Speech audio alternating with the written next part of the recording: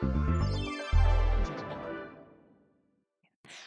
everyone, and welcome to today's episode. I'm thrilled to be joined by Keith Kreizel. Do you pronounce it Kreizel or Kreisel? Great question. Kreizel. Kreizel. I should have gotten that right the first time. No, I'm so sorry. you were so close and good, so it's all good. I get so many variations of my last name. It's a cool last name. I'm sorry. Keith Kreizel. It's a lot cooler that way. Of Zipperstop, today's episode, the longevity play, what it takes to build a business designed to outlive its founder. And that's just what we're going to do today. We're going to talk about Love it. supply, trade, wholesale economics, and most importantly, what it actually takes to build a business that outlives its founder, which is something that I don't necessarily think about all the time when I look at a business, but that is actually the most important part of a business when you think about it. Zipperstop has been a family-run business for 4 generations, which is amazing. And we're diving into how they've navigated these decades of change while staying true to their roots. So I do want to introduce Keith Kreizel and Zipperstop. Normally I do the intro, but I think because this business is so integral to not only your life, your legacy, your family, but I would love for you to kind of give your intro to it in a way, you know, you're here. It started at the beginning. Zipperstop was founded by Eddie Feibusch, Yes. Feibusch Bush. in 1941. Can you tell us a little bit about how it all started and like where your Yeah, part plays into it? absolutely. I love to get started with Eddie Bush. It was my wife's grandfather. Amazing. So, yeah, and it was so cool. So he started the business actually day of Pearl Harbor in 1941, which is awesome. Like, so Great it's intro. It's already like thank you. high stakes.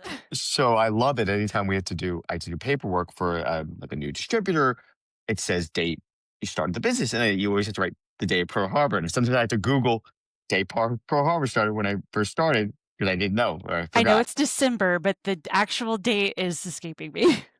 It's okay. It escapes you a little bit too, and it's so cool, and it's a great part of our history. What's even cooler is so Eddie Bush, his parents worked for the business too, so that's another generation, which is just amazing. How long this business has been around for, and it's passing on to generation. And I've said this before. I mean, one of my dreams, which I hope comes true, is my daughter gets to work for the business also, which would add it to another generation. If that's what she likes, if she wants to, that's what she wants to do. But right now, she's very into zippers. Every day she says, "Can you bring me home another zipper?" What an amazing. I've So I love never her heard that passion. legacy before, but that's amazing. I like her passion. She says to me, "Can you get another zipper?" And she says a leave a color, and it's great. So I hope it passes on. That's a dream of mine. And so I guess it's been, I mean, 1941 doesn't, when you think about it, it doesn't seem like that long ago, but really we're in 2025. That's a Yeah. pretty long time ago. What practices or values have helped Zipperstop endure all this time? Given, I mean, we've gone through many presidents, many different economies in that time. What have you noticed that's helped it endure?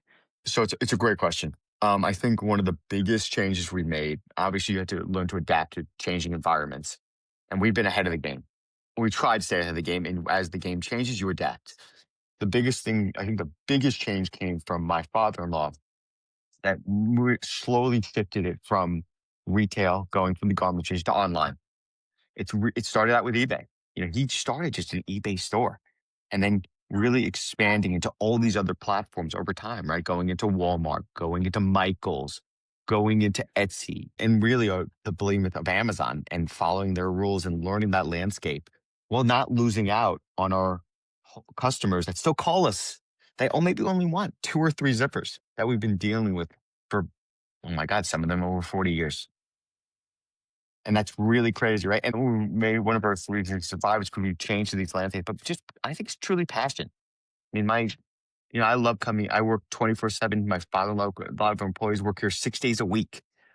You do that because you want to be here, and I think Yeah, that's what. definitely. And I believe as a culture and as a company, that's what makes us help us survive. Is that passion, and you're doing something. Being part of a family business is special. It's when I got to be part of this, you put your heart and soul into this. My wife doesn't come in, currently, but she works at home in our ribbon part of our business.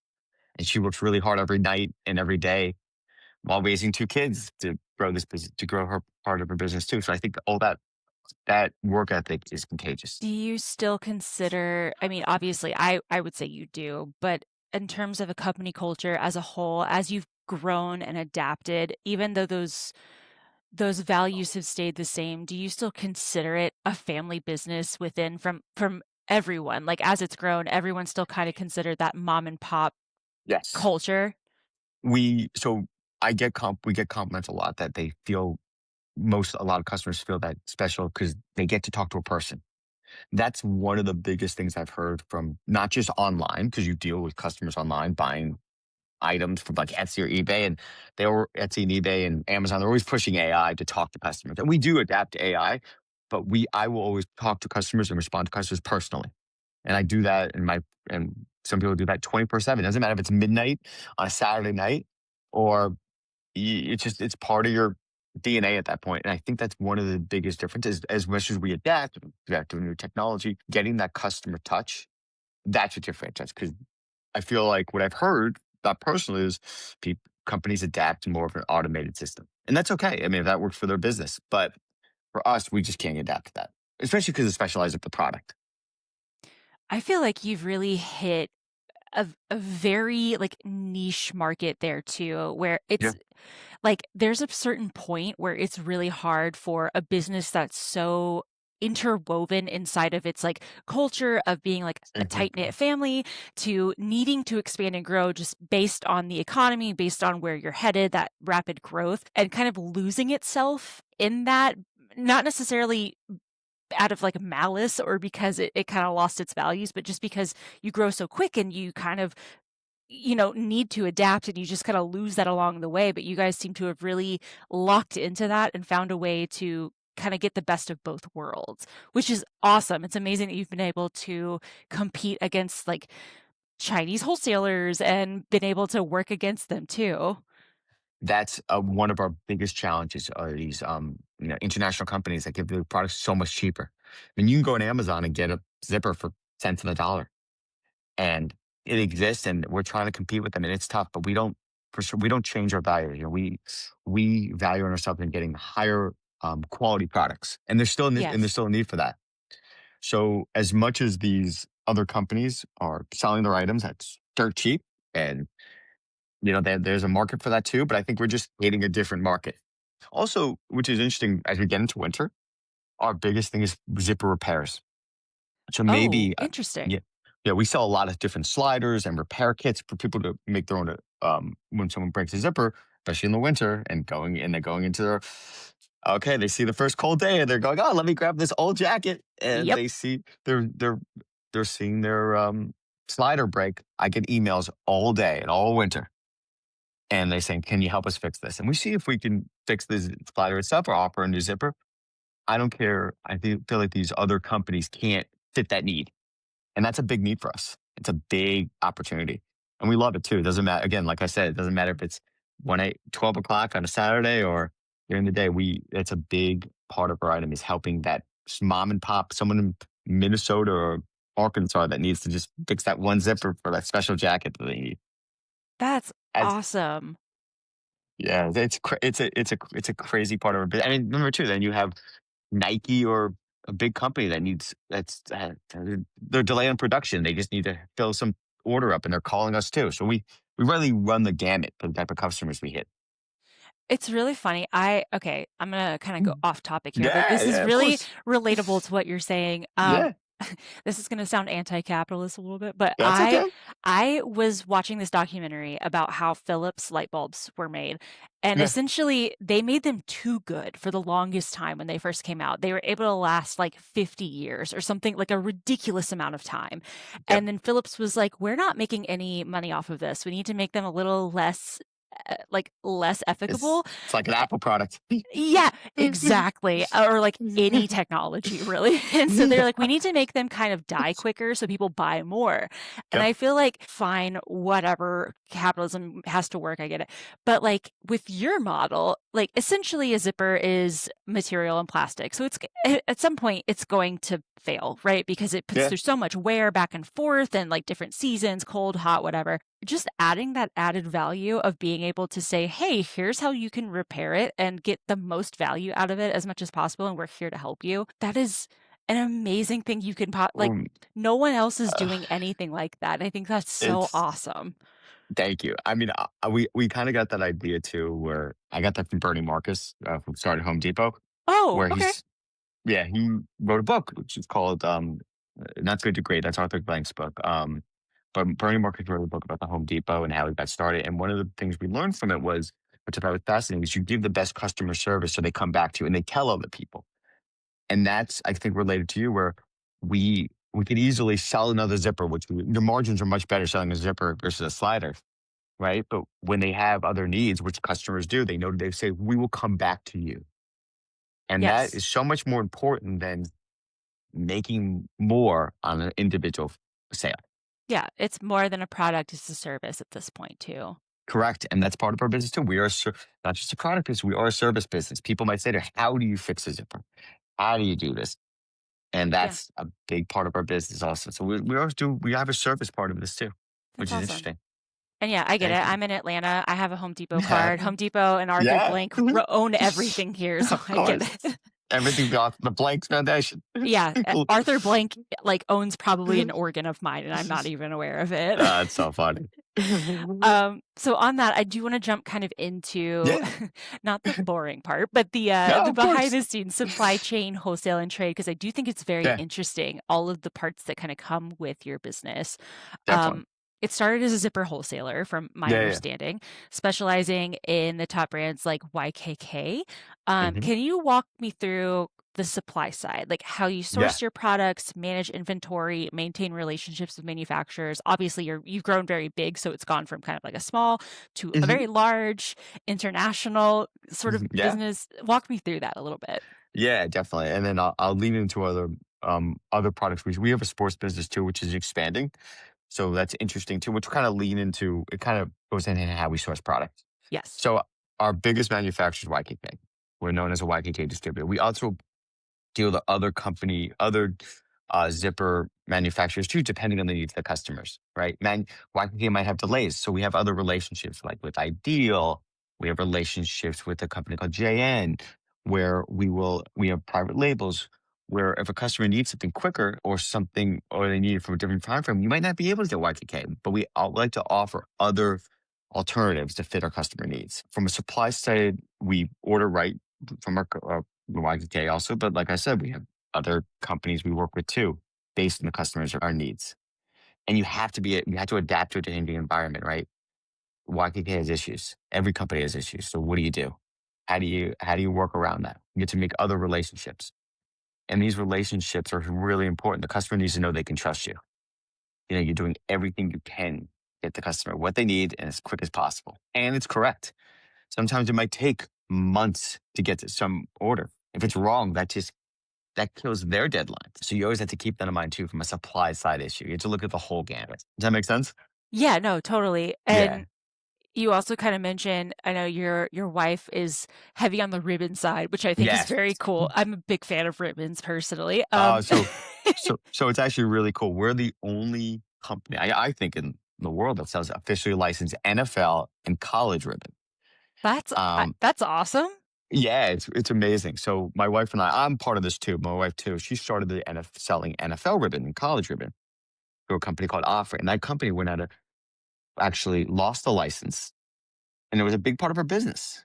So what we did was we got it back through another company called Turner Sports, who renewed it through Offray because we were hunting for people, and now they went out. And unfortunately, Offray officially went out of business. They didn't lose license; they went out of business. So then I had to find other sources through other ribbon manufacturers. So now we have, instead of having one company for college ribbon, I have four manufacturers that have the license for college ribbon. So Oh I'm my much more diversified. god. So you learn from your mistakes. You go, instead of having one source, you get to have multiple sources. God forbid something goes wrong, or I have a need. You know, people might say, I need this college X amount. What are my options? Yeah. And we do that for NFL too. We have two companies that we buy NFL ribbon from. and all officially licensed. And I can see how that, like that just opens up the door not only for the diversification of product, but, like, the resilience and longevity because you have all of these relationships through that you've worked with, It's and that leads to, like, I don't know, like, Olympics level ribbon it and just it every single possible it, avenue you could it imagine. and yeah, and we sell other sports stuff too. We sell like license plates and street signs and socks, Street anything with signs, street signs, like a sign with like a something put on someone's wall. We sell all these items through our relationships. You know, I it's a very imagine cool part of. you do very well in sorority and fraternity houses down here in Yes, the South. it's huge. I mean, especially for George, we sell a lot of George. We don't make custom items; we're just shipper. But it's a big part of our business now. Where a lot of times, our customers say to me, "Hey, can you make this item?" I'm like, "I can't make that item, but I can see if any of our relationships we can source it for you," and that's always very cool too. So I always love getting these quirky requests. Like they say, "Hey, we can you get us 1,000 sunglasses for this college?" And Yep. that's where it comes in. It's interesting. Sometimes, like, when I go to the library here, because I live in Athens, Georgia, so Yeah, I'm yeah, in cool. UGA territory. It's All right. all here. When I go to Very our cool. library, I pass by Greek Row, and I see all of what's most likely your stuff just Yeah, littering the row, and so I can only imagine how much they spend on your company just alone. they usually go direct to the manufacturer, but if they're in a pinch and they need to fill a need, they might call me up and say, "Do you have anything in stock?" Yep, there it is. So in that, I guess you have like I guess your retail customers and your wholesale Yes. clients, right? How do you balance those 2 sides of the business? Do you find that They one is a little bit more important to focus on than the other? I know that's not like real, but well, is one more needy than the other? you gotta fit no, this is 100% true. I don't care what anyone says. This is my favorite example too. I use this all the time. I don't care if you're Joe Smith in the middle of Arkansas that broke a slider or you're Nike that felt a need.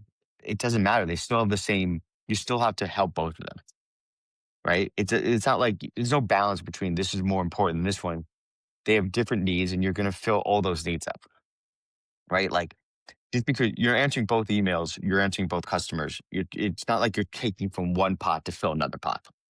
Everyone's going to get the same equal service because that person is going to give you a review and they're going to tell people about you and they have a reputation. Remember the power of online. People talk, people write about you, Yeah. right? So they're just as important. That wholesale you might be a bigger sale, but getting that meeting that retail need is just as important. It's a Yeah, big that part of your wholesale business. company is not giving you a Google review. Yeah, like you Google and look, and that wholesale company is also looking for 1,000 other companies to meet. They're going on the line. Where can I get my items as quick as possible? And they should. They have a deadline. So you have to make sure that retail customers just as happy, or that's half your business. And, kind of the last one kind of on that, Yeah. you and I talked about this before, and I know you said you weren't really affected by most of the global trade issues that we have Yeah. going on currently. I know, like, a lot of global supply and trade have changed dramatically just from it being cheaper overseas, the Philippines, Taiwan, China, whatever. How has Zipperstop adapted to shifts like outsourcing of garment Oh, yeah. manufacturing, decline of like the garment industry in general, everything being on Shein. This morning I tried to buy Kentucky bluegrass. Don't ask I why. I needed to have a buy lot some of questions. seeds. I have questions about that. It was on Shein. Like I saw seeds on Shein and I was like, I'm just gonna go to Home Depot. Shout out Arthur Blank. I I just love bought it. it at Home Depot. Yeah, it's very confusing how things have shifted. So, tough question. So it's for us, we haven't really been affected as much because this is what we sell and this is how we get your items to you.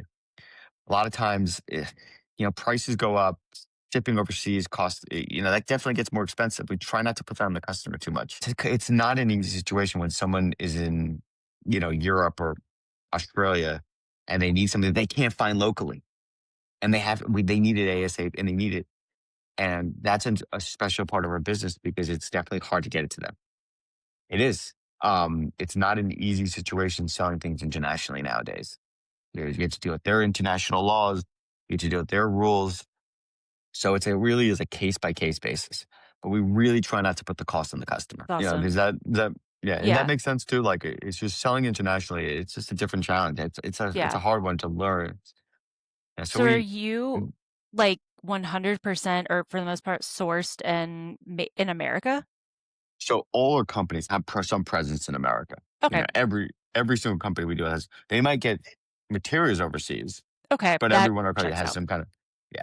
So that makes sense. But that's what I mean. Because we're a distributor, we don't feel it as much as other companies. Like if a manufacturer might adjust their prices because of um, pressure they're feeling, but not really for us because we're selling the end item, right? So Right. that end item price might go up, but we're not feeling it where someone's saying, "Oh, copper's going higher." If copper's going higher, so the zipper itself price is going higher. That makes sense. Okay. Yeah, that's awesome. I mean, just Yeah, and generally thank you. speaking, that's very cool. Yeah, I now that makes applaud sense too. I wanted to give yeah. you a real life example. No, it's really nice that you can do that. I applaud all companies that are, like, trying very hard not to make things worse for Yeah. consumers these days. It's really nice to hear that. We are also trying to do that. It's unfortunate when technology is all not made here, and so we have, like, kinda no choice, but we do try very hard. So it's really nice to hear we when consumers are doing their best to try. we do whatever it takes because then imagine this. Imagine you're increasing your prices, but your competition is. That's the other thing too. Yes, yes. And That's why who we. can I ask, like, you don't Yeah. have to answer, Uh, who are some uh, of your competitors? I'll answer that. That's Okay, totally great. fine. Give me the tea, give No me the problem. tea. All right. So, individual companies, a lot of Chinese companies like Yohoga, um, oh God, Pacific Trimming, which is like a retail. Anyone that's selling other zippers or other sewing supplies, they're technically considered competitors. There's a lot of companies online. A lot of companies on Google, a lot of companies on Amazon. All you can type is zippers on Amazon. You'll see all our competitors. But I do think so. I hope that answered the question. I don't have all their names at the top of my head, You don't have to name all of them. I don't but need to create a hit list out here for me on this yeah. podcast.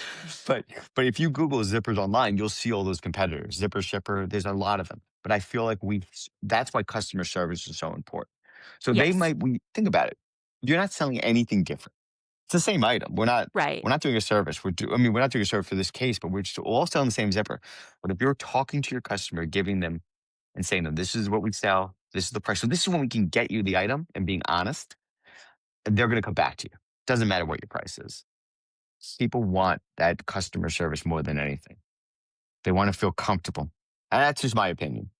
Can I add, like, Yeah. entering into these separate markets, so, like, with the example of, like, the sports ribbon and the sports kind of Yeah. licensing, do companies like Fanatics then enter into that sort of, like, semi-adjacent competitive territory? No, they would be almost like a customer because they would want to Oh, sell this Fanatics, oh! right? We're not competing with Fanatics. They're not selling what we're selling. Oh, that's awesome. Right? Like Okay, cool. that's something where fanatics might say, I want your ribbon. They don't sell. They're not selling ribbon at the moment. Yeah. And yeah, and a lot of these companies too, especially in sports ribbon, I've noticed that a lot of them are just doing it on a wholesale basis. Yes, They're yep. not. Yeah, they're not dealing with the individual customer. I've learned that a lot of people don't want to be in that business, but we love No. that business. Yeah, it's going to, like, the stores at, like, the baseball stadiums Yeah. and stuff, yeah. Or yeah, like anyone that's doing a huge event or all those stores that are trying to do something, trying to sell it, either resell it or maybe even do it for another project to make an end item but on a much larger scale. We're dealing with a customer that's making like a wreath or having a birthday party. So it's a totally different market. And no one wants to sit there. Part of it is we sell cut ribbon. So nobody really wants to be in that business. That's what I learned. Because I was shocked when I found out through our just through our manufacturers that there was really no competition. Like Yeah, people buying it on such a smaller scale. it really truly is now that I'm, like, kind of fully putting it together, it really is like splitting your business in half and, like, fully dividing the 2 from wholesale to individual, like, Yeah. I kind of have to, like, split that in 2 different businesses to look at it that way, or else I'm, like, I'll kerfuffled use up here. I'll use the sports ribbon as an example. You do get that wholesale inquiries. But most of the time, they're gonna go to the manufacturer. Unless Right. they're in a pinch and they can't wait too long, and we might have it in stock. Most of our business is that individual. They're doing Christmas trees, they're making parties, they're doing decorations. They don't need 500 yards. They just need 5 yards, 10 yards to fit some project, and that's a big part of our business too. That's a huge part of our sport. That's really for the women business where we hit our niche. Do you have I because I know customer service is kind of the biggest part of your business and Biggest by far, the biggest. Do you and our ever employees. Yes. Do you have kind of like do you hire and bring in people specifically for that specific part? So like you have the It's individual and then the wholesale to handle both of those so it's never like, ev- ah, chicken with their head cut everyone. off. No, no, it's a great question. Most people here have more than one, have multiple jobs, right? So certain people might help cutting, but we have multiple that can help cut zippers and cut ribbon during certain times of year when it gets Oh. hectic. So a lot of people wear a lot of hats. I would love to be a ribbon cutter. Oh, okay. I won't let Jeff It's, listen to this ever, but I like if you ever need a ribbon cutter just to hang we out, would I would it's love to cut ribbon. it's a lot more fun than you think. It sounds like a nice, like relaxing way to spend a day. I'm just It's like, hey, it's listen to a podcast, cut ribbon. it's almost like therapy. Yeah, that's what it sounds like. Yeah, I'm not letting Jeff listen to this podcast ever. that's okay. You would love it. Love hearing that stuff. So I kind of want to jump into sort of the whole point of the podcast on longevity. Um, and I know like the idea of building a business is to outlive its founder. You want it to be so successful that it has a legacy where the founder and everyone else a part of it who is, just building on that legacy is a piece of it. But really, its whole point is to just continue on forever. And I want to know what that means to you in like concrete terms. I know you said like you hope you don't want to push it on her, but if your daughter No, were to take it on, that would be awesome. But let's say she doesn't and it ends with you, right? What does that mean for you in terms of like 4 generations of a family business? It's no longer a family business, but it still has that moniker to it, right? Like what does that mean for you going forward? I'll put it in these words because I don't know what I don't think that far ahead. What's Fair. going to happen to me at the end. But Jeff, you know, not he's not old, but he's not young, and he comes here for the passion. He loves being here, so that rubs off on me. So I just want to continue working, continue growing. Anyone that wants to be here, has a job, and can provide. The fact that you're not just providing a service to your customers, but providing a service to everyone that wants to be here is just as important.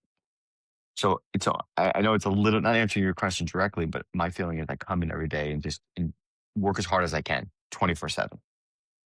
Um, I don't have an answer for what would happen, if this ends with me. Um, uh, but I do know I just want to be here. I don't ever want to retire. Now unfortunate, my stepdad, very close, never retired. He started like not a family. He was like a family business too. He started a company. Well, he bought into a company called Miami Grill in his latter part of his years, and he did that to his 80s. I love that.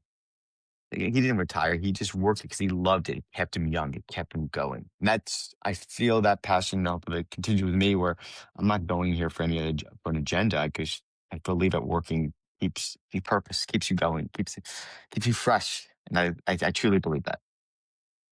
I was gonna say with such like a long history, it's seeming like from how you describe it, from interviews I've heard and what I've read, I was gonna ask like how do you avoid becoming complacent and stuck in the old Oh, I ways?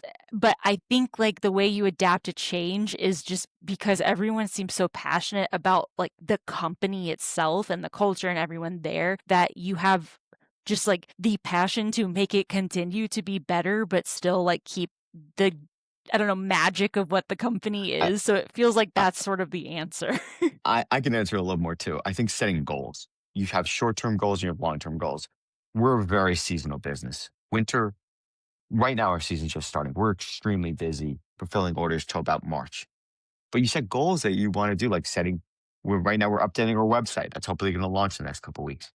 Getting a better inventory management system in place. We set Right. these goals that could take years, and some are short term, some are long term. But having those goals in place, I believe, and setting goals, and they do change, but setting expectations, I think, is a way to fit into that longevity and keeps you changing and optimizing. So that's interesting. I didn't actually consider the seasonal risks of the the company itself because I Oh just yeah, assume like, oh, everyone needs zippers all the time. So why but you yeah, that makes total sense. yeah, you have bigger, but it's changing, right? Like so for us, this is how I believe it. I believe in our busy season, it's more about fulfilling customers because you're getting much busier. In the slower part of the year, that's when you start making adjustments to those goals we talked about, like getting more items onto the website, getting more items onto these platforms, changing inventory systems, cleaning up our warehouse, start start figuring getting ready for the next busy season. We always do sales. We're always obviously selling, but we are much busier in the winter time when the weather changes. Are People need there more zip. other Yeah, wintertime actually does make a lot of sense because heavy coats and everything Yeah. else, so that I'm does make a always lot of working. sense. Yeah, always. Zippers never stop, baby. Nah. Always. Gotta, Nippers never stop, baby. I love that. Zippers never stop, baby. I will take 10% of that if you decide to use it. I'm using that all the time now. Thank you. Just put in your email signature and I'm I'll notice it. I'm 100% ready. Zippers never stop in my email right after this call. So, I guess, that's interesting. So, are there any other, like, big risks that you can think about when it comes Yeah. to longevity with you guys, and, like, how do Oh you my mitigate them? oh my God, yes. Like with especially with these online platforms, you're following their rules. Yeah. They they're the king, right? You're following their rules and it's hard to keep up with their rules because it's not like they have a rule sheet. You have to learn the way Amazon functions. You have to make sure you're Yes. what happens if you have 1,000 orders due and all your computers go down? Which Oh, happens. trust me, we had to deal with that Amazon the AWS thing that happened a few weeks ago with, like, customers just calling I in was nonstop. I got you. I understand. I was up till 1 AM making labels till that night because I didn't know. Ooh, It's not like Amazon told you, "Hey, don't worry, we're gonna protect the seller." They didn't say anything. So of course you're they didn't. guessing. So that happens so much where again, it goes back to adapting to a changing environment. Be comfortable being uncomfortable every single day. That is great advice. Yeah, and it's true. Get used to if the post office doesn't pick up. Post office has issues every day too. Remember, that's a big part of Yeah. our business. How do you adapt to those environments? Customers expect their orders. What happens there? I read an article the other day. UPS is changing from full-time employees to part-time. Getting more people that are ad hoc, not people that work full-time for the customer. Do they Yep. know to pick up our location every day? It's a new driver. How do you adapt to that? That's a big issue we deal with too. Oh, that's interesting. Yeah. Yeah. I mean, So that's I even like a daily problem. Like, what if your yes. guy's sick? Like, yeah, What oh my God. so what do you do when you have $2,000 2,000 orders due, especially in the busy season, and there's a new driver because UPS and FedEx are using not full-time drivers and they're out sick.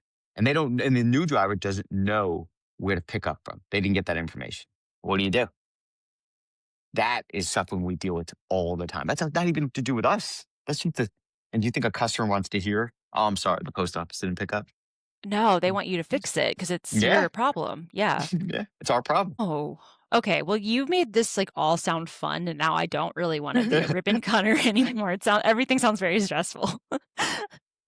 Well, but again, if you're passionate about something, the stress is worth it.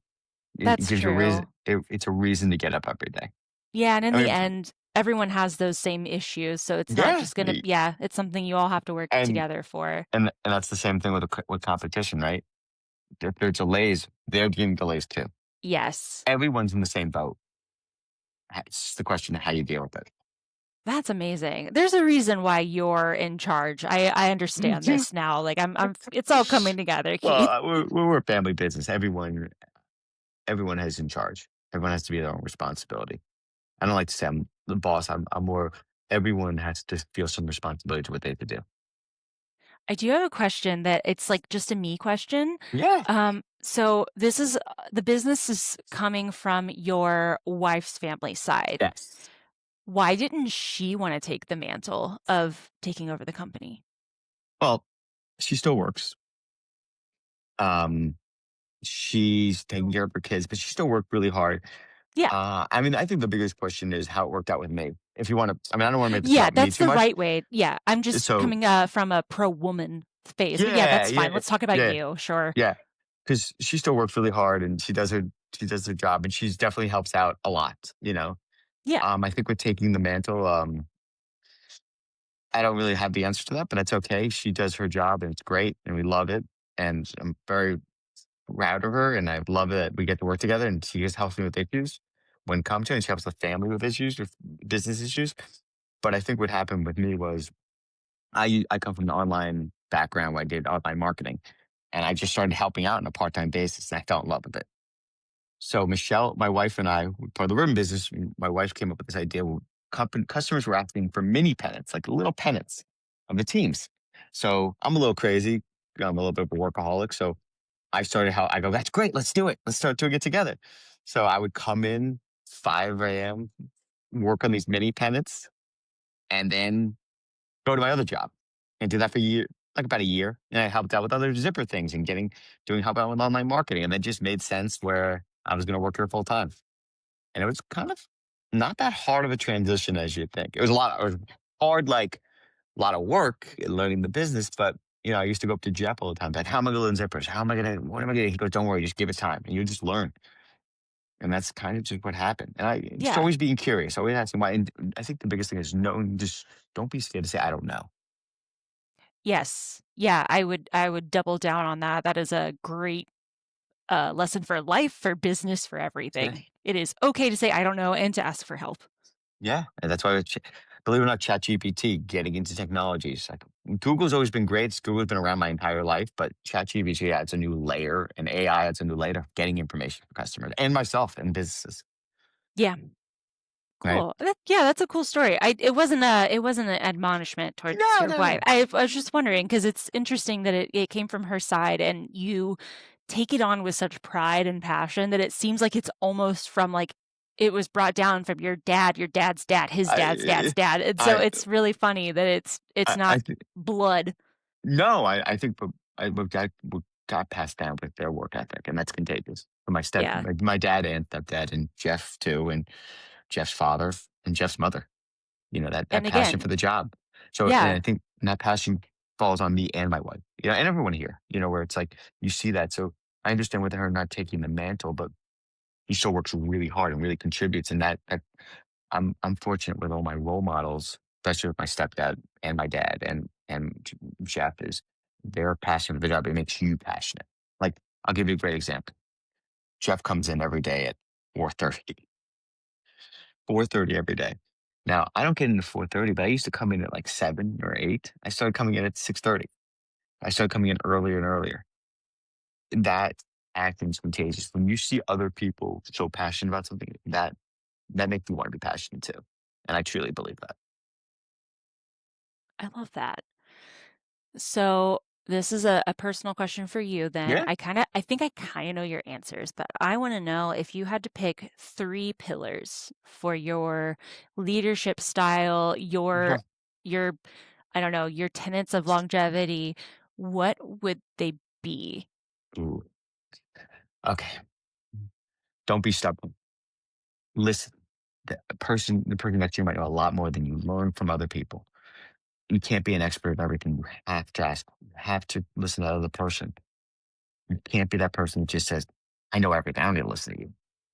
You don't know everything. You have to listen to your customers, listen to people who works with you, and listen to your vendors. They deal with other issues too. That's a big part of it also. What challenges are you dealing with? How do you learn from that? Yeah, those are amazing. Oh, thanks. Yeah, those are great. I have no notes. That's amazing. That's it. We're done. We're bye. All right. So before we kind of close up, because this has been very informative, really awesome. Great. This is cool. I want to Thank you. do You've been awesome some. too, by the way. It's been a Oh, really good enjoyable. stop. I'm just trying to Made force my interview way right. into the ribbon side of things. So No, listen up. I'll see you. Send me your resume. thank you. This is like my interview. I'm hoping. Yeah, So this wasn't a podcast. This was just you interviewing for the job. yeah, this is a recorded line interview. So I'll kind of wrap things up a little bit. I do have a couple of like last minute questions, Yeah. and then I want to do kind of a quick fire round to get Love some it. of your little fun ideas. So if someone wants to build a business that lasts decades, what are the concrete steps that they should take, and not like inherit a business that is three generations of so like a productive business? so it doesn't matter if you inherit a business or start a business from scratch. You have to work really, really hard. And I know everyone says that, like, you gotta work hard, but this has to be your 24-hour job and you have to love it. Again, I make this joke. I do work every night and every morning. And uh, working hard is not even enough. You have to have luck too.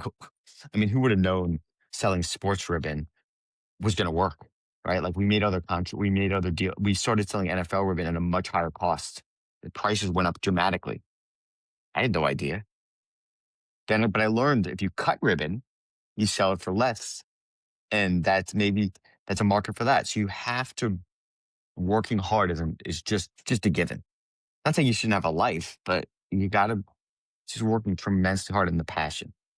That's just it. And if you believe in your product, and just because what you start out with might not be the end result, you might start out with selling. You might think retail on a certain ribbon or zipper is the way to go, or selling on a certain platform, and then realizing that you have to change selling from Amazon. Amazon has Prime, right? You're saying, okay, this you're always testing new items. They might not always succeed, but you learn from that. We sell like one of the things we like to pride ourselves on. We sell the most colored ribbon zippers ever. We have hundreds of colors. No other company does colors like us. And YKK, what they did was they changed their minimum. So what they said was instead of buying 20 of one color, now you have to do 100. Then they increased it to 300. How do you adapt? So we had to adapt to that. And you can't be scared. You can't just go, oh my God, they changed our whole half our business is selling colored ribbon zippers and now it's changed. How do you adapt? You go from a case by case basis. I feel like adapting to changing environments. That's my biggest thing too. Yeah. No, And that's surrounding us and having really good yes. people, Yes, employees. That if you don't have good employees and good people you're working with and good employees, good customers, good vendors, you're not going anywhere. agreed. Yeah, that's like period, end of sentence. That's it. So, looking back on everything, what's one mistake that you wish you had avoided early on? Ooh, it's a good question. Did I make a lot of mistakes?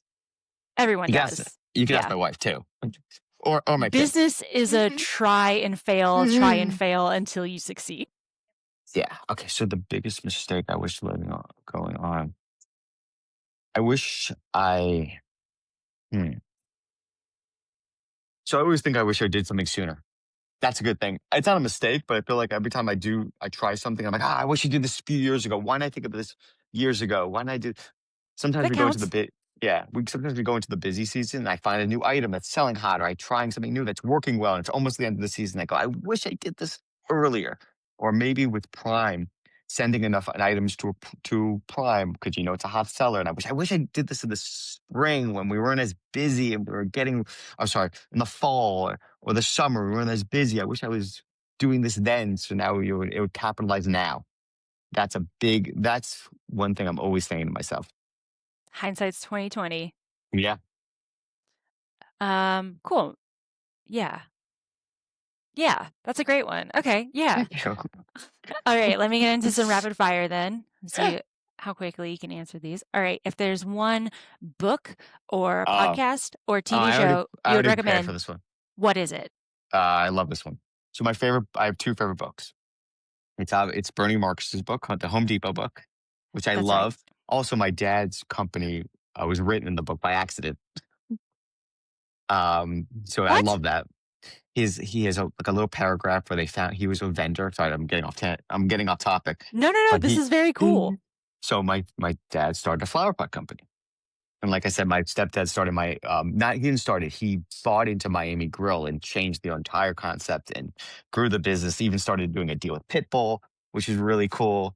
Wait, like Mr. Ye- Worldwide? Yeah, like Mr. Worldwide. Okay. If you ever look up Mr. Worldwide, I'll send you I'll send you the article after him, my Please send stepdad. it to me immediately. It's so cool. He on his own just been a partnership with Pitbull. And it's so cool. And that's just who he is, a passionate guy. And I get that's that passion to he's no longer with us, but that his work ethic and passion and just what he's taught me will live on forever, which I love. And those ethics I want to pass on to my kids. So even though he's not with us, his impact will always be felt. That's beautiful. Oh my God. And it's very very special. He was very special, and it wasn't even my father. My dad. My dad and I have a great relationship too. So I'm very lucky Family with a is great. whoever you make it to be, you know? Yeah. Yeah. So, well, sorry. So they made a back to my dad. His he was a flower pot vendor, and there's a story where he was like climbing on some ladders, trying to put his flower pot to face the customer in his store. And Bernie Marcus, or I think it was Arthur Blankenbrand, was just walking around of his store. He goes, "What the hell are you doing on that ladder?" He goes, "I'm just trying to fix the product to make sure the customer can see it." And they were very impressed. And they go, "That's really cool." And he put it in his book. But my favorite book of all time is Shoe Dog. I love Shoe Dog. It's the book of Nike and Phil Oh, Knight. Such yes. a good book, Yeah. right? Yeah, I haven't read it, but it is on my, Ah, want to read from Goodreads, so it's once you on put it there. once you start it, you can't stop. It's just every chapter, there's another issue he has to fix, and that's how I feel every single time. I'm trying not to stress myself out for any more reasons It's than I like need to, so it's it's on like there. it's like a thriller movie.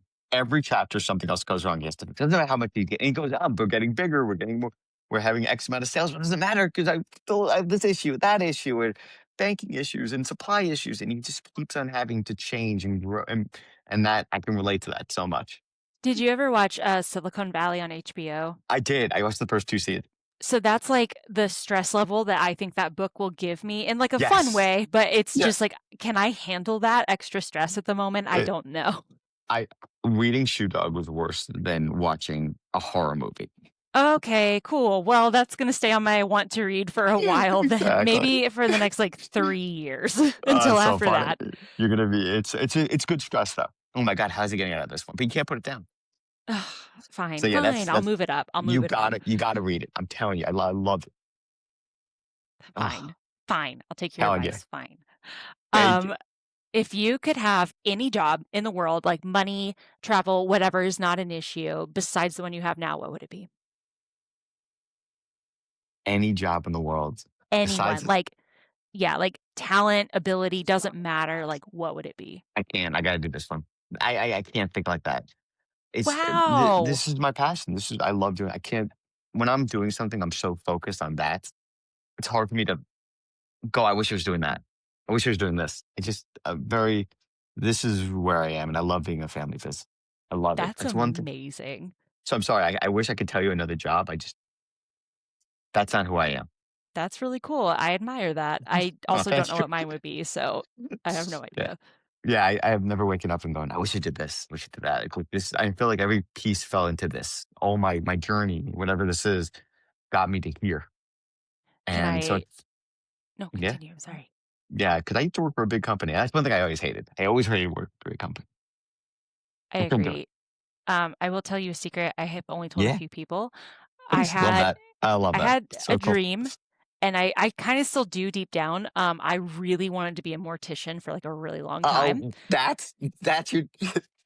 I really wanted to. However, I watched some videos of, like, what they do, and some of it really grossed me out, and I couldn't do I was like, "I can't," but I think it's cool. I don't know, it's something I wanted to Um, do. I have a fainting issue, so that would be going down Yeah, no, you when couldn't.